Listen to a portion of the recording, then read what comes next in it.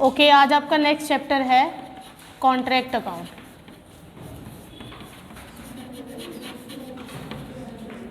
इसे आप specific order method भी कहते हो। देखो, कॉन्ट्रैक्ट अकाउंट क्या है? एक तरह का रिटर्न एग्रीमेंट है, ठीक है।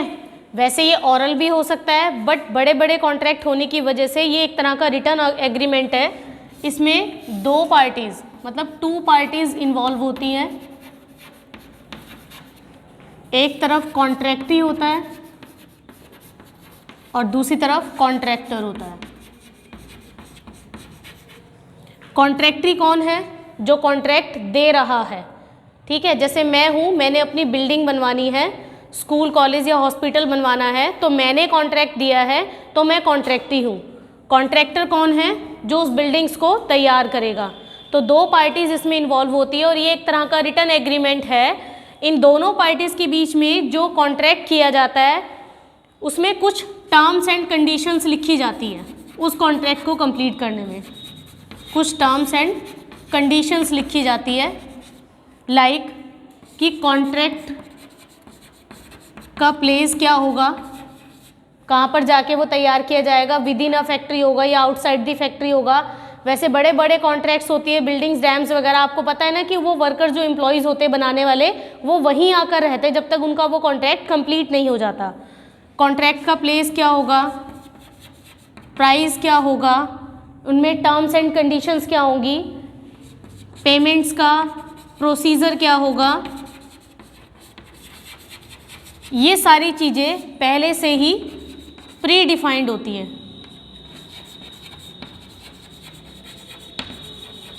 ठीक है। वो जो प्राइस डिसाइड होता है दोनों पार्टीज के बीच में, वो आपका क्या होता है? कॉन्ट्रैक्ट प्राइस होता है। इसको हम ये कहेंगे कि परचेज कंसिडरेशन,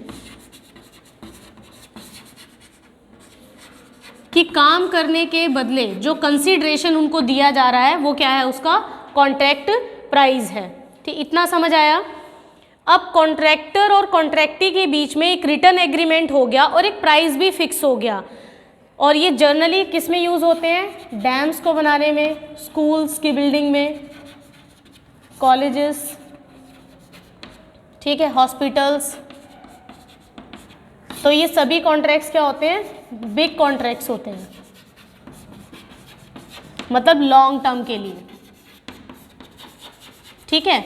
और इनका टाइम पीरियड्स क्या होता है?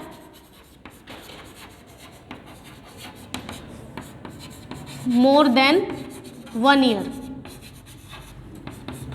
मतलब ज़्यादातर इनकी कॉन्ट्रैक्ट का जो टाइम पीरियड्स है वो 1 साल से ज़्यादा का ही होता है, क्योंकि बड़े बड़े कॉन्ट्रैक्ट है और विद इन अ स्पेसिफिक, ये आउटसाइड दी फैक्ट्री तैयार किए जाते हैं।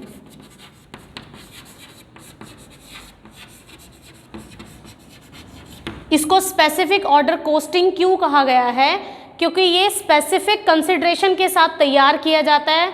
ये कस्टमर की रिक्वायरमेंट के हिसाब से तैयार किया जाता है, क्योंकि कस्टमर ये बताता है कि जैसे लाइक मैं हूँ, मैंने बता दिया भाई मेरे हॉस्पिटल्स में इतनी बिल्डिंग्स होनी चाहिए, इस हिसाब से काम होना चाहिए, सैनिटेशन का काम ऐसे होना चाहिए, सारी चीज़ें मैंने उसको पहले से एक्सप्लेन कर दी। तो कस्टमर की रिक्वायरमेंट के अकॉर्डिंग जब ये तैयार किए जाते हैं उसे आप कॉन्ट्रैक्ट अकाउंट कहते हो, ठीक है। दोनों जिसमें पार्टीज इन्वॉल्व होती। अब वो कहता है, मान लो ये बिल्डिंग मैंने बनाई, ठीक है। अब क्या कॉन्ट्रैक्टी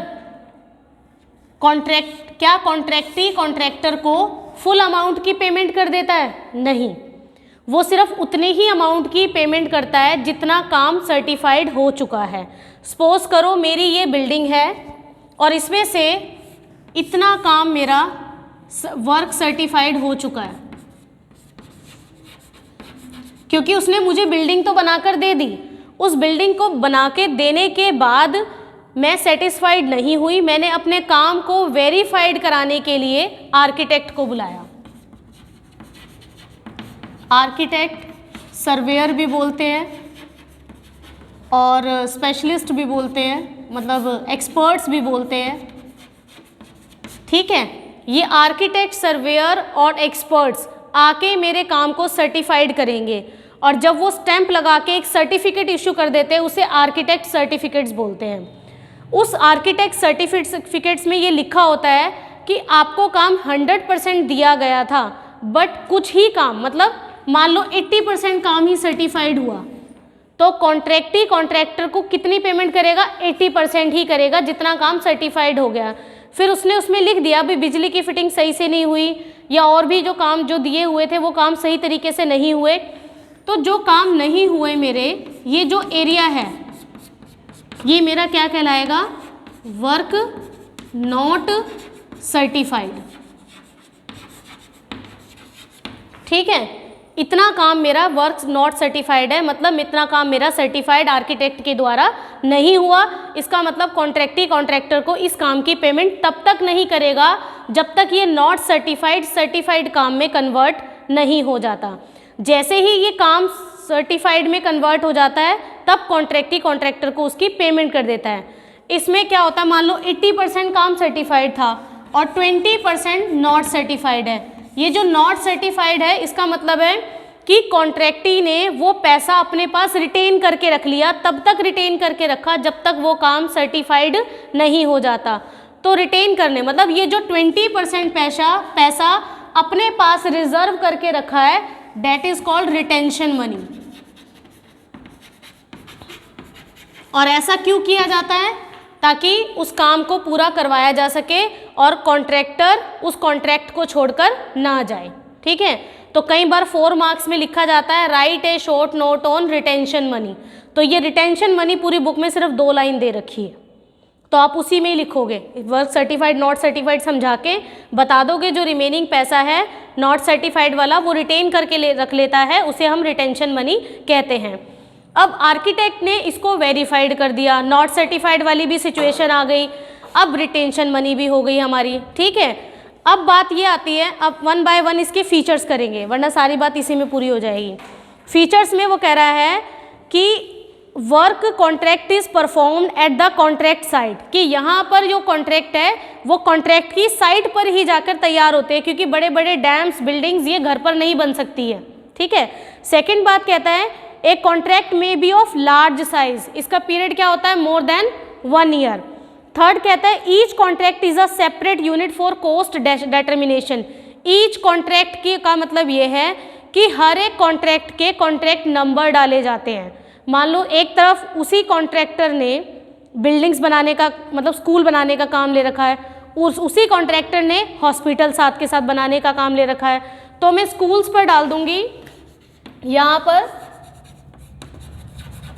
कॉन्ट्रैक्ट नंबर 1 और हॉस्पिटल्स पे डाल दूंगी कॉन्ट्रैक्ट नंबर 2, ताकि मुझे याद रहे कि मेरा कौन सा पैसा मुझे रिसीव हो रहा है और मेरे कितने एम्प्लॉयज़ कॉन्ट्रैक्ट नंबर 1 में लगे हुए हैं और कॉन्ट्रैक्ट नंबर 2 में लगे हुए हैं।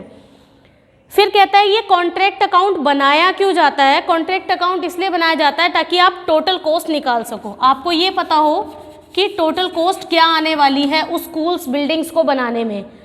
पहली बात ये टोटल कॉस्ट को फाइंड आउट करने के लिए। दूसरा, to know about the profit and loss, कि मुझे उस बिल्डिंग्स को बनाने में कितना फ़ायदा हुआ और कितना नुकसान हुआ। इस 2 पॉइंट को जानने के लिए कॉन्ट्रैक्ट अकाउंट बनाए जाते हैं। नेक्स्ट कहता है कि contract is completed as per the instructions of the contractee, कि मेरा जो कॉन्ट्रैक्ट है वो कॉन्ट्रैक्टी की इंस्ट्रक्शंस के अकॉर्डिंग ही रेडी होना चाहिए। और वो क्या होगा, जैसे मैंने क्या इंस्ट्रक्शन दी, उसका साइज़ क्या होगा, कलर क्या होगा, डिज़ाइन क्या होगा, फॉर्म क्या होगा, ये सारी चीज़ें कॉन्ट्रैक्टी कॉन्ट्रैक्टर को पहले से ही बता देता है। नेक्स्ट वो कहता है contract is done for a specific consideration. वो स्पेसिफिक कंसिडरेशन क्या है? कॉन्ट्रैक्ट का प्राइस है। मैंने कहा ना कि काम करने के बदले में जो उसे कंसिडरेशन दिया जा रहा है that is called contract price. Next कहता है the contract is paid in instalment which is done after the work completed, कि जब तक काम कंप्लीट नहीं होता उसकी पेमेंट इंस्टॉलमेंट में दी जाती है और उस काम को सर्टिफाइड कराया जाता है। और वो सर्टिफाइड कौन करता है? आर्किटेक्ट, इंजीनियर, सर्वेयर, एक्सपर्ट जो उसको सर्टिफाइड्स करते हैं। फिर आता है कॉन्ट्रैक्ट लेजर। क्या होता है? कहते हैं कॉन्ट्रैक्ट लेजर यानी कि डिफरेंट कॉन्ट्रैक्ट को एक ही टाइम में कंप्लीट करने के लिए उसके नंबर डाले जाते हैं ताकि हर एक कॉन्ट्रैक्ट नंबर पर हमें ये पता लग सके कि कितनी टोटल कॉस्ट आ रही है और उसका प्रॉफिट एंड लॉस क्या आ रहा है। तो उस कॉन्ट्रैक्ट लेजर के लिए हमें क्या पता होना चाहिए, number 1 place of completing the contract, कि मेरा जो काम है, जो बिल्डिंग्स है वो किस जगह पर जाकर कंप्लीट होगी। Second, date of commencement of contract, कि वो कॉन्ट्रैक्ट मैंने किस डेट को स्टार्ट किया है। Date of completion of contract, कि मेरा वो कॉन्ट्रैक्ट कब खत्म होने वाला है, स्पेसिफिक डेट। कॉन्ट्रैक्ट का प्राइस क्या होगा। Term and conditions of receiving instalment, कि जो मैंने इंस्टॉलमेंट पहले से ही प्री डिटरमाइन की थी वो कब कब और किस किस तारीख को मुझे मिलने वाली है। Date and amount of work to be certified, कि किस डेट को मुझे अपने काम को सर्टिफाइड कराना है। अब आता है प्रिपरेशन ऑफ कॉन्ट्रैक्ट अकाउंट, इसका स्पेसिमेन समझाने जा रही हूँ मैं, पॉज कर दो वीडियो। सबसे पहले मुझे लिखना है कॉन्ट्रैक्ट अकाउंट और इसका स्पेसिमेन मैंने बना दिया है। यहाँ पर आपके पर्टिकुलर्स आ जाएगी, अमाउंट, पर्टिकुलर्स और अमाउंट, ये आपकी डेबिट साइड है, मतलब जितना रिसीव हो रहा है मैं यहाँ लिखूँगी और जितना जा रहा है उसे मुझे वहाँ लिखना पड़ेगा। तो ये कॉन्ट्रैक्टर अपना कॉन्ट्रैक्ट अकाउंट बनाने जा रहा है, ठीक है। सबसे पहले आपको लिखना है टू मटेरियल्स, क्योंकि किसी भी बिल्डिंग को बनाने के लिए मटेरियल की ज़रूरत पड़ती है और वो ज़रूरत कैसे होगी, या तो आप खुद ले आओगे या दूसरे कॉन्ट्रैक्टर को बोल दोगे इतना लोडिंग कर दे, या कॉन्ट्रैक्टी भी कह सकता है ऐसा है मेरे पास कुछ ऐसा सामान पहले से ही पड़ा हुआ है मैं आपको दे देता हूँ। तो देखते हैं क्या कंडीशन होगी। सबसे पहले लिखता है direct material purchased,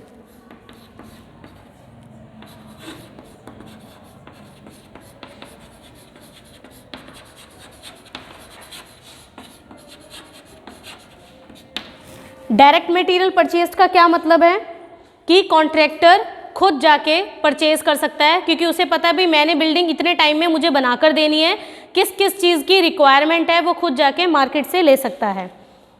direct material purchase में जैसे उसने कह दिया कि all such material which are not available, मतलब ये तो उसने खुद परचेज कर लिया। सेकेंड पॉइंट क्या था आपका, इशूड फ्रॉम स्टोर्स,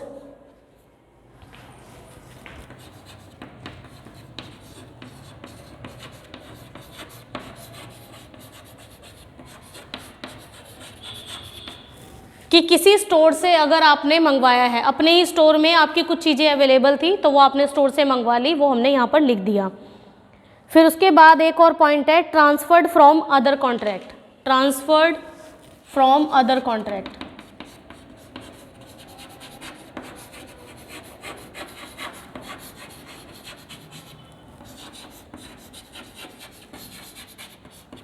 ये वाली बात तब आएगी जब दो कॉन्ट्रैक्ट मेरे एक साथ चलते हैं, तो मैं कुछ जो मटेरियल है वो दूसरे कॉन्ट्रैक्ट से भी उठा सकती हूँ। अब पहला ही बताने जा रही हूँ कि डायरेक्ट मटेरियल क्या होता है। डायरेक्ट मटेरियल में थ्योरी समझा रही हूँ उसकी, पहला पॉइंट है बाय इशू फ्रॉम स्टोरमैन, कि अगर मुझे ज़रूरत हो तो मैं डायरेक्टली कहाँ से, अपने स्टोर से भी उसको खरीद सकती हूँ। सेकंड कहता है by direct purchase from the market, अब कुछ मटेरियल मेरे स्टोर में अवेलेबल नहीं है तो मैं डायरेक्टली मार्केट से जाके उसको खरीद सकती हूँ। थर्ड कहता है by transfer from other contract, जब मेरे एक साथ 2-4 कॉन्ट्रैक्ट चल रहे हैं तो वहाँ से भी मैं अपना मटेरियल खरीद सकती हूँ। फिर आता है मटेरियल सप्लाइड बाय द कॉन्ट्रैक्टी, कहते हैं कई बार कॉन्ट्रैक्टी ये कंडीशन रखता है कि भाई कुछ मटेरियल मेरे पास पड़ा हुआ है और आप उसको यूटिलाइज कर सकते हो, तो इस केस में अगर कॉन्ट्रैक्टी चाहे तो कॉन्ट्रैक्टर को वो कॉन्ट्रैक्ट कंप्लीट करने के लिए अपने पास से वो मटेरियल दे सकता है, और उसके लिए एक अलग से जो है सेपरेट मेमोरेंडम रिकॉर्ड रखा जाता है ताकि पता लग सके कॉन्ट्रैक्टर को कि कुछ मटेरियल जो हमें कॉन्ट्रैक्टी ने अपने पास से दिया था। अब एक बात कह रहा है वो, और ये बहुत ज़्यादा इम्पॉर्टेंट है और ये सबसे ज़्यादा परेशान करेगी सभी क्वेश्चन में आपको सॉल्व करते हुए। कहता है आपके पास क्वेश्चन में मटेरियल कंज्यूम्ड है, देखो 3 वर्ड्स है, तीनों वर्ड्स ध्यान से समझो, मैं यहाँ समझा देती हूँ।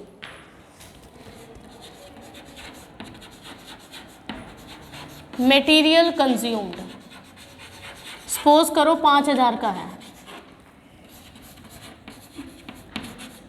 क्लोजिंग स्टॉक 2000 का है,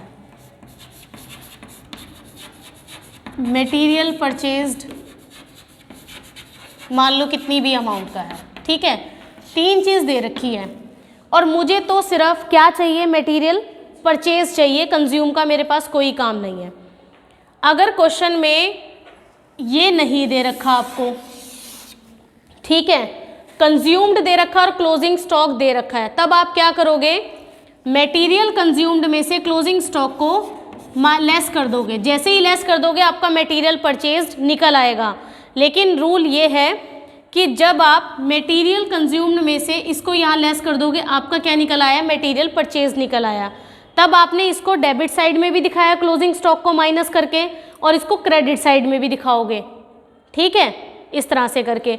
अब आप ये चाहते हो कि मैं इसको कन्वर्ट नहीं करती, ठीक है, और मुझे सिर्फ एज इट इज़ ही लिखना है, मटेरियल कंज्यूम्ड ही लिखना है, तो उस केस में आप क्या करोगे, फिर उस केस में मटेरियल कंज्यूम्ड 5000 लिख दोगे, क्लोजिंग स्टॉक को माइनस नहीं करोगे और क्रेडिट साइड में क्लोजिंग स्टॉक दिखा दोगे, ठीक है। या तो माइनस कर दो और क्रेडिट साइड में भी दिखा दो, या तो उसको माइनस ना करो और सिर्फ क्रेडिट साइड में दिखा दो। तो देखो यहाँ पर क्या दे रखा है, कहता है then if material consumed is given in this question then closing stock of material is added to it in order to find out the amount of material purchased. For example, material consumed 37,500 and closing stock is 1500. इस case में आपको material purchase निकालना है, तो material purchased में आप क्या करा आपने कि material consumed में 1500 रुपये ऐड कर दिए। अच्छा, यहाँ मैं गलत बता गई आपको, ऐड करने यहाँ पर, ठीक है, material consumed में closing stock आपने ऐड कर दिया। Material consumed is 37,500 may be shown and closing stock may be ignored, but from accounting point of view it is not a sound practice. वो कह रहा है अगर आप चाहो तो material consumed तो लिख सकते हो, बट आपको जब बता दिया गया है फॉर्मेट में कि आपको material purchased निकालना पड़ेगा, तब आप उस केस में क्या करोगे, material consumed में closing stock को ऐड कर दोगे और क्रेडिट साइड में closing stock भी दिखाओगे। समझ आ गया यहाँ तक? अब बात आती है सेकंड पॉइंट की क्या लिखेंगे।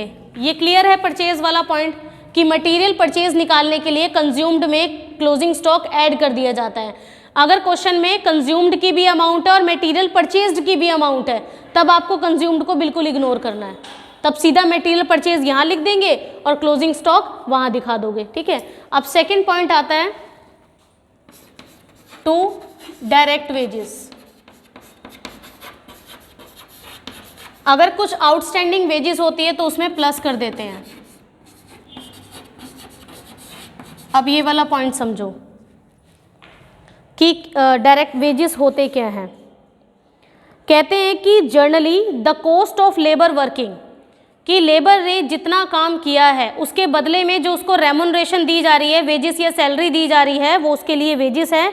But where several contract are executed side by side in some periods, कहता है लेकिन एक ही कॉन्ट्रैक्ट को करने में तो पता लग जाता है कि इन्होंने हमारे यहाँ पर इतने घंटे काम किया है या इतने दिन काम किया है, लेकिन अगर वो कॉन्ट्रैक्ट नंबर 1 में भी काम कर रहा है वही एम्प्लॉयज़ और कॉन्ट्रैक्ट नंबर 2 में भी काम कर रहा है, तब वहाँ पर टाइम कार्ड और जॉब कार्ड बनाए जाते हैं कि कितने घंटे उसने यहाँ काम किया और कितने घंटे उसने वहाँ काम किया। तो टाइम कार्ड से तो ये पता लग जाता है कि मुझे वीकेंड के हिसाब से कितनी पेमेंट करनी है, और जॉब कार्ड से पता लग जाता है भाई मंथली उसने कितनी पेमेंट करनी है, ठीक है। मतलब उसको वेजेस भी दी जा रही है और उसको सैलरी भी दी जा रही है कि मंथली उसका कितना पे होता है। अब वो कहता है कि during for example a contract commenced on 1 अक्टूबर, एक कॉन्ट्रैक्ट 1 अक्टूबर को स्टार्ट हुआ and accounts were prepared on 31 मार्च 2015। आपको 31 मार्च 2015 के लिए बनाने हैं। यहाँ तक कितना हुआ, अक्टूबर, नवंबर, दिसंबर, जनवरी, फरवरी, मार्च, 6 महीने का हुआ कि 6 महीने ही उस एम्प्लॉयज़ ने काम किया वहाँ। During this period wages of 50,000, उस पीरियड में उनकी वेजेस 50,000 है और सैलरी 6,000 है। Salary of 1 week and wages of 1 month were outstanding. अब उसने पहले ही बता दिया कि सैलरी 1 हफ्ते की पेंडिंग है और वेजेस उसकी 1 महीने की पेंडिंग है। Clearly total duration is 6 month is 26 weeks. वो कह रहा है एज पर डिटेल अगर वैसे चेक करें कि 6 महीने के हिसाब से 26 वीक्स बनते हैं और as per detail salary for 5 month, मतलब ये कह रहा है कि 6 महीने की आपने निकालनी है और 1 महीने की पेंडिंग है, तो सैलरी 1/1 मतलब पेंडिंग और जितनी पे कर चुका है 5 मंथ की वो पेमेंट कर चुका है। अगर वीक के हिसाब से, ये तो सैलरी की बात हुई, 1/5 कर दिया। अगर वो कहता है 26 वीक्स आपको दे रखे हैं तो क्या करोगे, 1/25, क्योंकि 26 तो टोटल है और एक की पेमेंट नहीं हुई तो रिमेनिंग कितना रह गया, 25 की वो कर चुका है, तो इस हिसाब से करके आप उसका आउटस्टैंडिंग निकाल दोगे। अब बात आती है टू डायरेक्ट एक्सपेंसेस।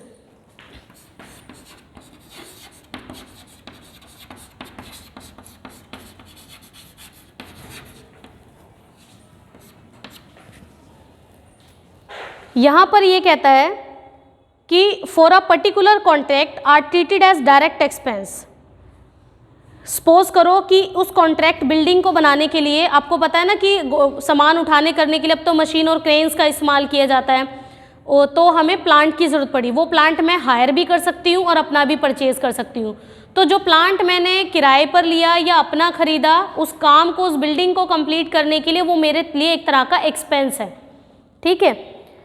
उसके बाद वो कह रहा है कि फीस पेड टू एक्सपर्ट। अब मुझे ये था कि बीच में मुझे ऐसा लगा किसी एक्सपर्ट की ज़रूरत है और कुछ पूछने के लिए, तो उस एक्सपर्ट को जब सजेशंस के लिए बुलाया गया पूछने के लिए, तो उस एक्सपर्ट को उसकी सलाह देने के बदले में जो फ़ी पेमेंट की जा रही है वो मेरे लिए डायरेक्ट एक्सपेंस है, क्योंकि मुझे उसकी ज़रूरत लगी। अब जैसे मैंने आर्किटेक्ट को बुलाया, सर्वेयर को बुलाया, तो जो पेमेंट दी जा रही है वो क्या है, वो डायरेक्ट एक्सपेंसेस है, ठीक है। नेक्स्ट आता है to indirect expense. To indirect expenses, इसका दूसरा नाम क्या है, ओवरहेड्स। अब डायरेक्ट एक्सपेंस तो स्पेसिफिक कॉन्ट्रैक्ट से डील करता था और इनडायरेक्ट एक्सपेंस एक साथ 2-3 कॉन्ट्रैक्ट को कंप्लीट करता होगा, ठीक है। वो कहता है the indirect expense incurred commonly one on 2 और more contract are called overheads. These overhead are allocated. कहते हैं इन ओवरहेड को आप किसी बेस पर डिवाइड करोगे, और वो बेस मैंने पिछले चैप्टर में समझाए थे कि ओवरहेड्स में अगर तो दिया हुआ है तब तो आप उसी बेस पर ओवरहेड्स को डिवाइड कर दोगे, अदरवाइज वो किस पर डिवाइड हो जाएंगे, डायरेक्ट वेजेस के ऊपर, ठीक है। डायरेक्ट वेजेस होगा या यहाँ पर सिर्फ मटेरियल होगा, इन दोनों की कुछ रेशियो दे रखी होगी, उसमें आपने क्या करना, ओवरहेड को बांट देना है। अब वो कहता है इसमें और क्या क्या चीज़ें आती हैं ओवरहेड्स में, salaries of manager, architect, supervisor, engineer, इन सबकी सैलरी ओवरहेड्स में ही आती है। Stores expense including the salary of store keeper, store keeper की सैलरी इनडायरेक्ट एक्सपेंस है।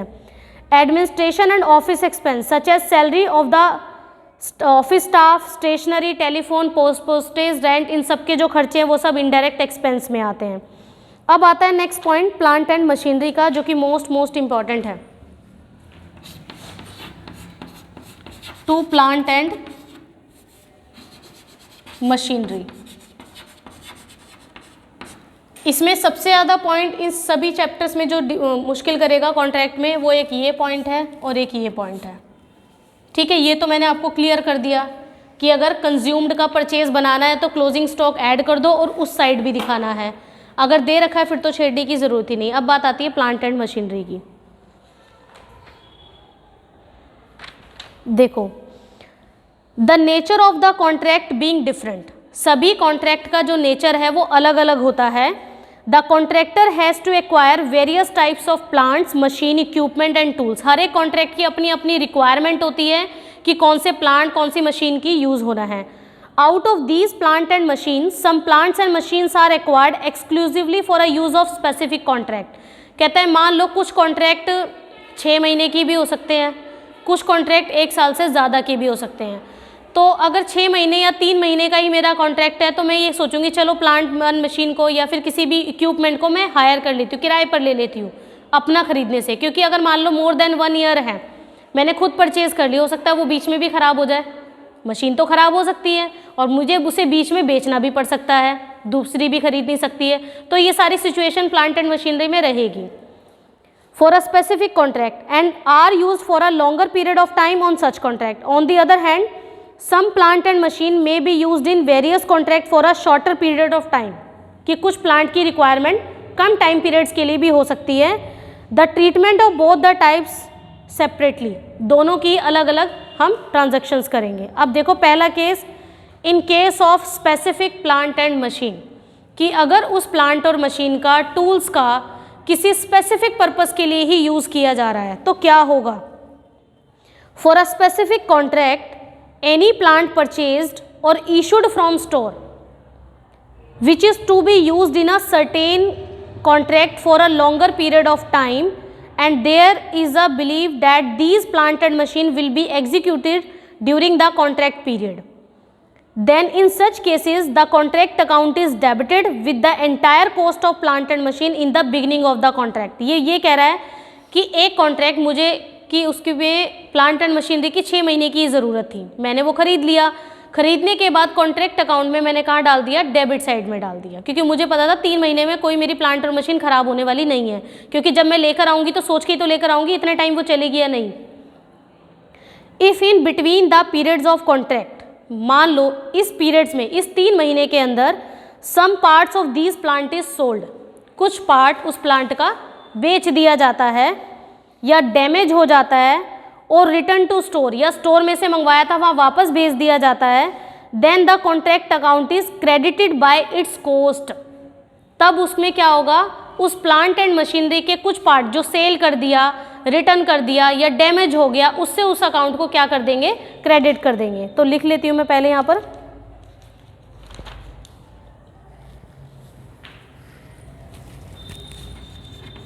बाय प्लांट, जो बात इसने समझाई है वो लिख देते हैं। मान लो प्लांट रिटर्न कर दिया,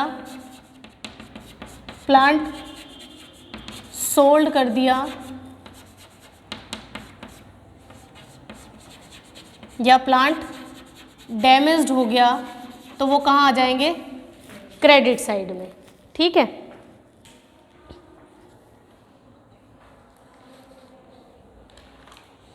ओके। इसके बाद वो क्या कहता है? At the end of the counting period और financial year if the contract remains incomplete. अब मशीन तो वही है, काम भी कर रही, हो सकता है बीच में सेल भी कर दिया हो, अब हमारा कॉन्ट्रैक्ट ही कंप्लीट नहीं हुआ, उस केस में क्या करोगे? वहाँ तो कॉन्ट्रैक्ट कंप्लीट हो गया था, तो मैंने सोचा मैं इसको बेच देती हूँ, या डैमेज हो गई तो मुझे मजबूरी उसको बेचना पड़ा, या कंप्लीट होने के बाद कंडीशन थी कि मैंने उसको रिटर्न कर दिया स्टोर में, जहाँ से मंगवाया था वहीं दे दिया। कहता है ऐसा भी हो सकता है कि आपने स्टोर से मंगवाया, यूज़ भी किया, लेकिन 1 साल का आपको कॉन्ट्रैक्ट कंप्लीट करने का टाइम था, आपका कॉन्ट्रैक्ट ही कंप्लीट नहीं हुआ, तब उस प्लांट का क्या करोगे? और even if the contract is completed then the contract account is credited with the value of plant और मशीन इन हैंड, मतलब material at site in hand.